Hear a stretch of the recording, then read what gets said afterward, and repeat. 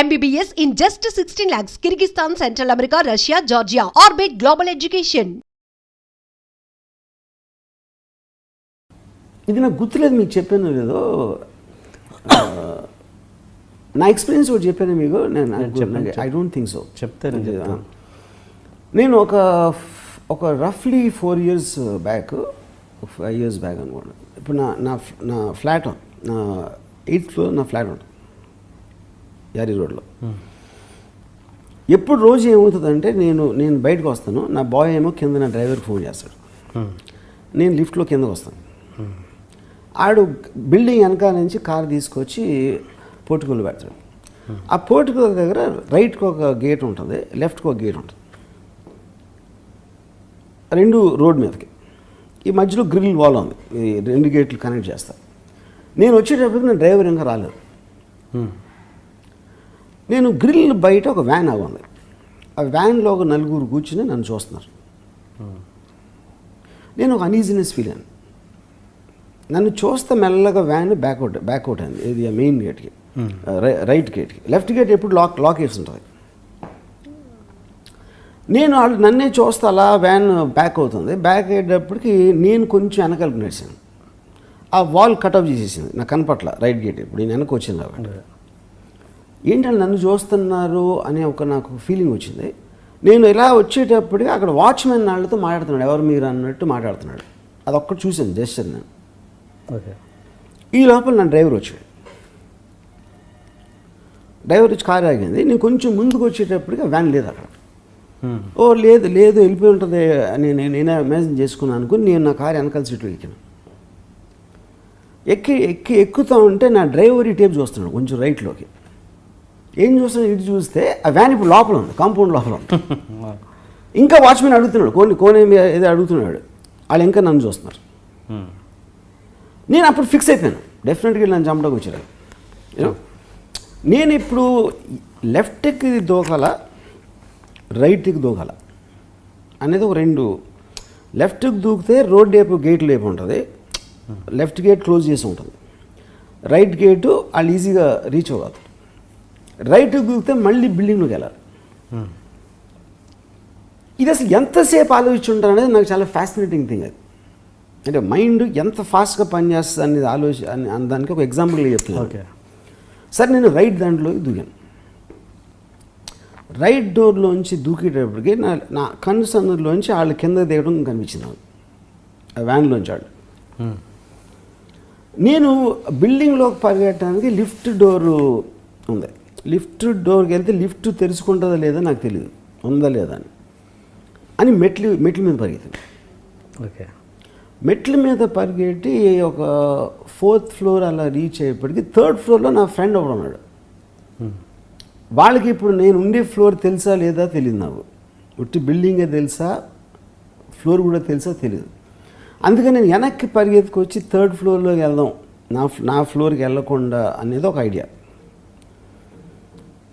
కానీ ఒకవేళ నన్ను వాళ్ళు మెట్లు ఎక్కడం చూసా లేదో నాకు తెలియదు, ఎందుకంటే నా బ్యాక్ ఉంది కాబట్టి. సో నేను వెనక్కి తిరిగితే వాళ్ళ మీదకి వెళ్తాను అనేది ఒక థాట్ వచ్చేసి కంటిన్యూస్గా మళ్ళీ పరిగెట్టడం స్టార్ట్ చేసి నా ఫ్లోర్ 8th floor కూడా నేను దాటేసి, 5th floorలో నేను లిఫ్ట్ కనిపించింది. 5th floor ఇమీడియట్ లిఫ్ట్లోకి ఎక్కి 10th floor బటన్ నొక్కాను. సో అది క్రాస్ అయిపోయి నా ఫ్లోర్ 8th floor క్రాస్ అయిపోయి 10th floor వెళ్ళిపోయింది. అప్పటికి నాకు డెఫినెట్లీ సేఫ్ అని ఫీలింగ్ వచ్చింది. ఎందుకంటే వాళ్ళు ఒకవేళ నా ఫ్లోర్ తెలిసినా కూడా ఏ ఫ్లోర్ చెక్ చేసేంత టైం వాళ్ళకి ఉండదు. 10th floorలో నేను డోర్ బెల్ నొక్కాను. డోర్ బెల్ నొక్కితే ఎవరో ఓపెన్ చేసి నన్ను గుర్తుపెట్టాడు అతను. ఓపెన్ చేసిన అరే క్యా రమజీ కమిన్ సైడ్ నేను తోసుకుంటూ లోపలికి వెళ్ళి డోర్ వేసాను. డోర్ వేసేసి ఫోన్ చేయడానికి వేస్తే ఫోన్ కార్లో వదిలేసాను. ఫోన్ లేదు. Can I make phone call అని అతను ఫోన్ తీసుకున్నాను. నాకు ఒక్క నంబర్ తెలియదు, ఎవరికి ఫోన్ చేయాలని. ఈ లోపల వాళ్ళు కంగారు పడుతున్నారు, ఏంటి సడన్గా రూమ్లోకి వచ్చి తలిపేసాడని. ఆ ఫ్యామిలీ అక్కడ ఉన్నది. నేను అప్పుడు వాళ్ళకి చెప్పాను, ఇలా జరిగింది, how do I talk to the police, మీ దగ్గర పోలీసులు అంటే. అప్పుడు అతను లోకల్ కంట్రోల్ రూమ్ ఫోన్ చేద్దామా, ఫోన్ చేయను అన్నాడు. ఈ లోపల నాకు ఐడియా వచ్చిందంటే మీకు డ్రైవర్ ఉన్నాడా అన్నాడు. ఎక్కడ ఉన్నాడు? కింద ఉన్నాడు. మీ డ్రైవర్కి ఫోన్ చేయండి ఫస్ట్ అన్న. ఆడు ఫోన్ చేసి డ్రైవర్కి వచ్చి నా డ్రైవర్ ఆడు తెలుసా అని అడగనాను. అది తెలుసు అన్నాడు. అండ్ పిల్లవాడి ఫోన్లో అంటే నా డ్రైవర్ వచ్చాడు ఫోన్లోకి. నేను క్యావర్ అన్నాడు. ఏమవుతుంది ఏంటి అదంతా అంటే, లేదు సార్ వాళ్ళు లిఫ్ట్ రిపేర్ చేయడానికి వచ్చేది మనుషులు అని చెప్పి. ఓకే. సో నేను నన్ను నా వంక ఎందుకు చూస్తానంటే మిమ్మల్ని గుర్తుపెట్టుకున్నాడు. ఇది యాంటీ క్లైమాక్స్ ఇది. సో ఇప్పుడు నేను ఇది ఎందుకు చెప్తున్నానంటే, ఇలాంటివి చాలాసార్లు జరిగినాయి నాకు, కానీ చాలాసార్లు ఇలా రియాక్ట్ అవ్వాల. దీనికి ముందు ఒకసారి ఏమైంది, నేను ఆఫీస్ నుంచి బయటకు వచ్చాను. కార్లో నేను ఫ్రంట్ సీట్లో కూర్చోను. కొంతసేపు నా డ్రైవరు సార్ మన ఎవరో ఫాలో చేస్తున్నారు అని చెప్పాడు. ఎవరంటే మోటార్ బైక్ మీద వస్తున్నాడు ఒక అతను. చూస్తే ఒక మోటార్ బైక్ వస్తున్నాడు వెనకాల. నీకే ఫాలో అవుతున్నాడు అంటే, మన ఆఫీస్ బయట స్టాండ్ మీద నుంచున్నాడు. మనం బయటకు వచ్చిన తర్వాత ఆడెక్కి ఫాలో అవుతున్నాడు. సరే నేను చూస్తున్నా, ఈ ఏ టర్న్ తెప్పినా ఆడు తిరుగుతున్నాడు. నా డ్రైవరు పోలీస్ స్టేషన్కి వెళ్దాం అన్నాడు. వద్దు మన ఇంటికి వెళ్ళిపోదాం. ఆ ఇంటికి వచ్చి లోపలికి వెళ్ళి ఆగాడు. ఆడొచ్చి ఆగాడు గేట్ బయట. నేను దిగాను. అక్కడ బైక్ దిగాడు. ఆడ ఒక బ్యాగ్ ఉంది ఆడ. నేను ఆడిని చూస్తా ముందుకు వెళ్ళాను ఆడవంక. ఏంటని ఆడు నా దగ్గరకు వస్తా ఆ చెయ్యి ఆడు బ్యాగ్లో పెట్టాడు. బ్యాగ్లో పెట్టుకొని నా డ్రైవర్ మొదలు పెట్టాడు. ఆడేమో స్క్రిప్ట్ తీసాడు. ఆడు రైటర్. ఆడు స్క్రిప్ట్ ఇవ్వడానికి వచ్చాడు. ఆడు ఆఫీస్లోకి లోపల రానిట్లేదని.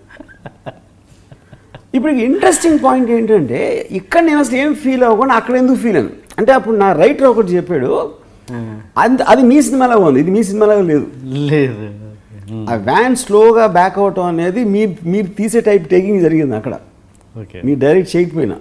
అందుకని మీరు అక్కడ కనెక్ట్ అయ్యారు. ఇప్పుడు ఇక్కడ ఏదో చీప్గా ఒక బి గ్రేడ్ సినిమాలాగా ఉంది ఈ బైక్ ఫాలో అయ్యి రావడం అనేది ఒక. సో నేనేమంటున్నానంటే, ఇదే నేను అప్పుడు కాలేజ్లో వీటి దగ్గర అసలు అంతమంది కత్తులు అని ఉంటే భయపడకుండా, ఇక్కడ కేవలం ఒక వ్యాన్ బ్యాక్అవుట్ అవుతూ ఉంటే. ఇంకోటి ఏంటి, అక్కడ కూడా నేను టెన్షన్ ఫీల్ అనేది నాకు తెలియదు ఎంతవరకు. ఇప్పుడు మీరు చూడండి, నాకు చూస్తే రైట్కి దూకాలా లెఫ్ట్కి దూకాలా ఎంతసేపు ఆలోచించాలి, లిఫ్టా స్టేర్ కేసా, 3rd ఫ్లోర్కి రావచ్చా లేదా, 5th ఫ్లోర్ నుంచి 10th ఫ్లోర్. ఇప్పుడు ఈ అన్నిట్లో మైండ్ కాన్స్టెంట్గా పనిచేస్తుంది. అంటే మీకు భయపడటానికే టైం లేదు. ఫస్ట్ ఆఫ్ ఆల్ మీరు ఎంత ర్యాపిడ్గా ఆలోచిస్తూ ఉండాలి అసలు, pros and cons, what will happen and not అనేది. So I feel it is an exercise of the mind eventually. నేను నా మైండ్కి ఎక్సర్సైజ్ చేయటం అనేది ఆ పర్టికులర్ టైంలో తీసుకున్న decision, it's a more over riding factor than fear. Okay, అవును. నాకు ఇప్పటికీ నాకు బిగ్గెస్ట్ వండర్ అది. రైట్కి జంప్ చేయాలా లెఫ్ట్కి జంప్ చేయాలా, రైట్ అయితే ఇది లెఫ్ట్ అయితే ఇది, అది ఎంతసేపు ఆలోచించి ఉండాలి. సెకండా, అర సెకండా, 2 సెకండ్స్, ఎట్లా? I think it's very difficult. నేను మాట్లాడినప్పుడు కూడా అట్లీస్ట్ అంత టైం ఉండదు కదా ఆలోచించడానికి. ఈ లోపల ఆల్రెడీ వాళ్ళు దిగటం, వాళ్ళు దిగకపోవడం ఏదో ఒకటి జరగాలి. అవును, అలాంటి లైఫ్లో చాలా వస్తాయి కదా సిచ్యువేషన్స్. అలాంటి చాలా వచ్చినాయి, చాలా. ఈ 2 సీన్స్ నాకు తెలుసు యాక్చువల్గా. నేను నెక్స్ట్ అదే అడుగుదాం అనుకున్నాను, మీరే చెప్పారు యాక్చువల్గా. ఇది తెలుసు నాకు, మీరు చెప్పలేదు కాకపోతే. ఓకే, అంటే కాదు, అంటే ఇప్పుడు నేనైతే అసలు భయమే లేదంటున్నారు. మరి ఇలాంటి అంటే ఇప్పుడు మరి అదే నేను చెప్పింది, భయమే లేదు అంటే భయపడిన ఇన్సిడెంట్ చెప్పాను ఇప్పుడు మేము. కానీ దీంట్లో మిక్స్ ఏమన్నది ఏంటంటే ఒక థాట్ ప్రాసెస్. నాకే ఇప్పుడు మీకు భయం అనేది ఒక ఇన్స్టింక్ట్, మీకు అసలు మీ మైండ్ని బ్లాంక్ చేస్తుంది. అంటే ఒక ఫియర్ సైకాసిస్ అనేది డెఫినేషన్. కానీ మొత్తం ఇన్సిడెంట్లో నా థింకింగ్ ఎక్కువ గుర్తుంది. నేను అసలు భయపడ్డానా లేదా అనేది నాకు గుర్తులేదు. ఎందుకంటే నాకు అంత ఆలోచించినప్పుడు మీకు ప్యూర్గా ఫియర్ ఫీల్ అవ్వడానికి అసలు టైం లేదు అక్కడ. First of all okay, 3rd flora 4th flora, రైటా లెఫ్టా, లిఫ్ట్ ఉందా లేదా, ఇది అది అనేప్పుడు అయిపోయింది. 10th ఫ్లోర్ రీచ్ అయ్యేటప్పటికే ఫియర్ లేదు, ఎందుకంటే I already know I was in control. So మొత్తాన్ని మీరు ఇప్పటివరకు భయపడలేదు అంటారు, అంటే అది దాన్ని భయం అన్నారు. ఇప్పుడు భయం అనేది ఇట్స్ ఎమోషన్ అండి. అది ఏ డిగ్రీలో ఎవరు ఎంత ఫీల్ అవుతారో అనేది it's very difficult thing to say. ఎందుకంటే ఇప్పుడు నేను 50,000 మంది వంగవీటి ఫంక్షన్ ఉన్నప్పుడు మాట్లాడితే ఎరగొడతా అని చెప్పారు. అంటే అది ధైర్యంతో కాదు. 50 మంది ఉంటే నేను చెప్పను. అది 50 మంది ఉంటే 50,000 మంది ఉంటే చెప్పొచ్చు. ఎందుకంటే 50,000 మంది ఫాలో గ్రూప్ ఉంటే వాళ్ళు గొర్రెలు అవుతారు. ఎప్పుడు గొర్రెలు ఏం చేయలేవు, ఎవరు సీరియస్గా తీసుకోవాలి. 50 మంది 5 అనుకోండి, అది చాలా డేంజరస్. అది పర్సనల్ అయిపోతుంది. Good point. ఈ అండర్స్టాండింగ్తో నేను అంటాను కానీ ధైర్యంతో కాదని. ఇది